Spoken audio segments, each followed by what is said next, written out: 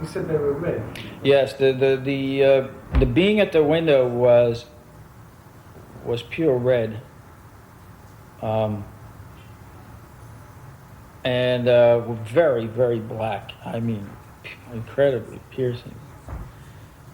Just holes in his head. He communicated to me with a kind of a telepathy, which was so strong. Maybe I was very sensitive, but if it was a radio, he could have turned it to 2 and I would have heard very well, but he turned it up to about 20. So it was like, "We're not gonna hurt you!" And it was, everything else went out of my head. It was terrifying. It was just almost like a blossom in my head. To be quite honest with you, when I'm outside and I walk and I see crowds of people on Wall Street and Nassau Street, I look at them and I say to myself, I wonder how many of them have been abducted. Yeah, it's just a flood.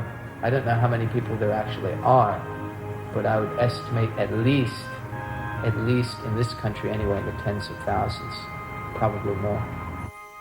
The screen memory in the classical psychological sense means that the person sees a traumatically frightening event and then softens it by inventing some other story. But this is not that. This is not something that the person makes up, himself or herself. This seems to be an image which is externally imposed into that person's memory by the aliens themselves.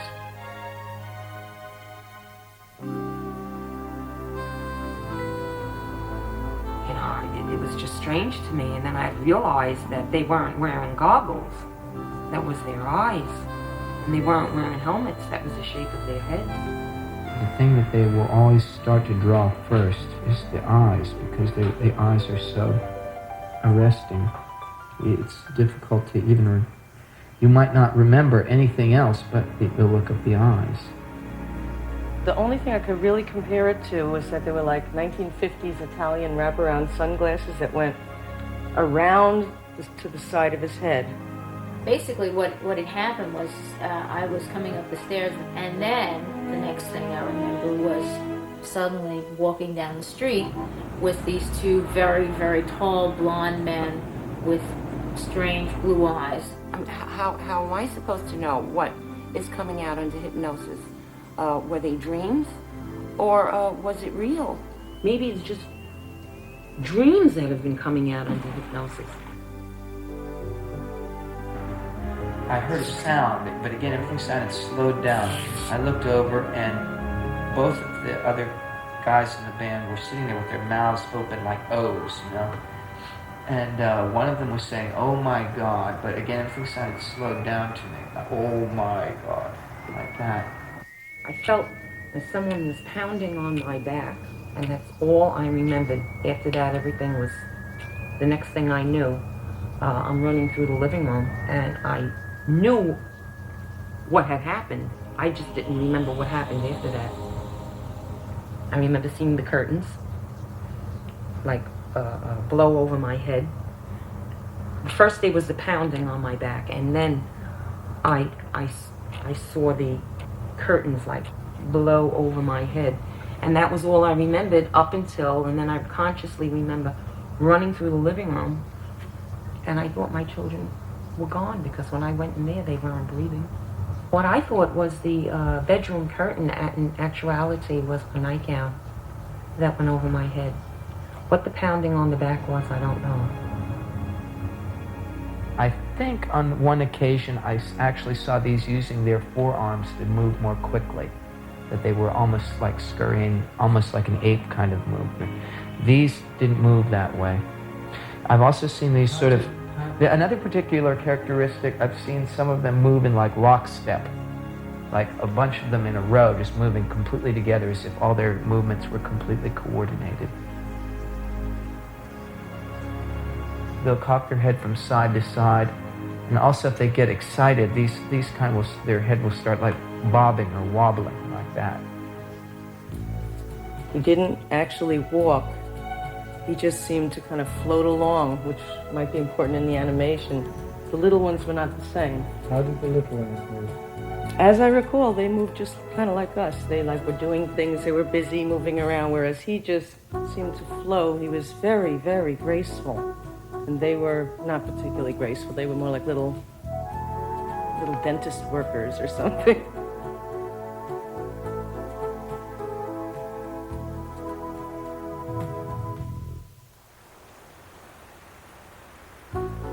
The one thing that very clear in every regression, a terrible pain in my right nostril.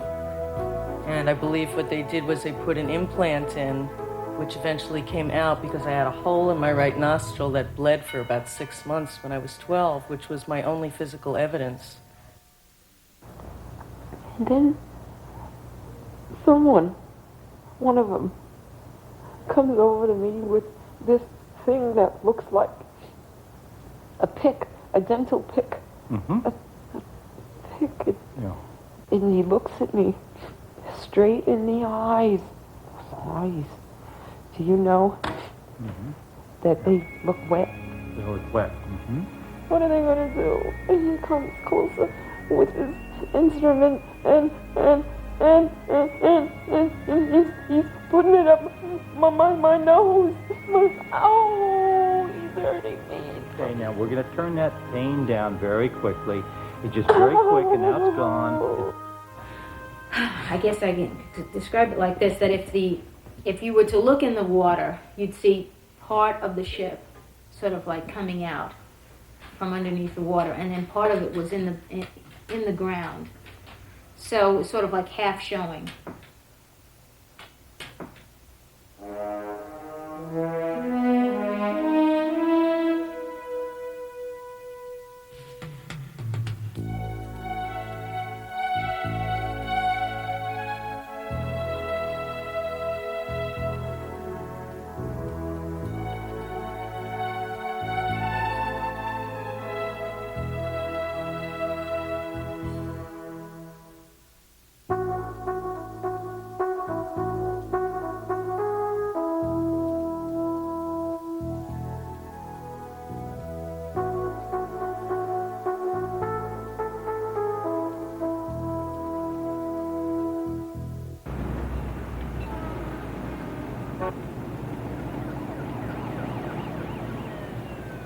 It came to about here.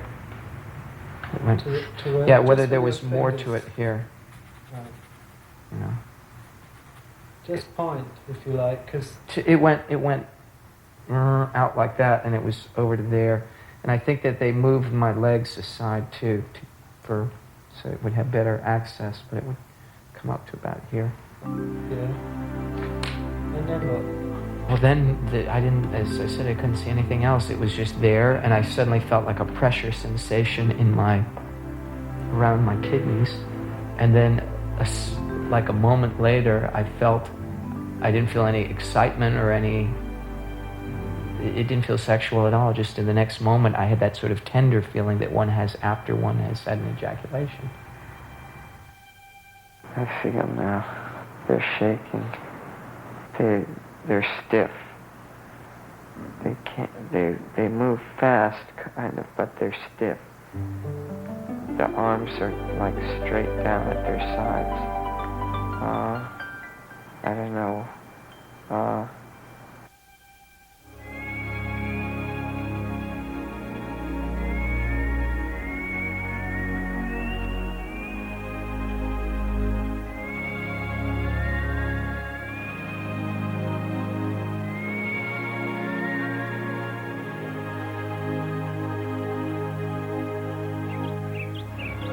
I don't know whether it's like one's being tested or observed or what, but it's like being put into scenarios, like being put into a film. Suddenly, boom, you're someplace else in this situation. I remember a couple where I had to make a choice about, taking life or not taking life, or having to make terrible choices in that way.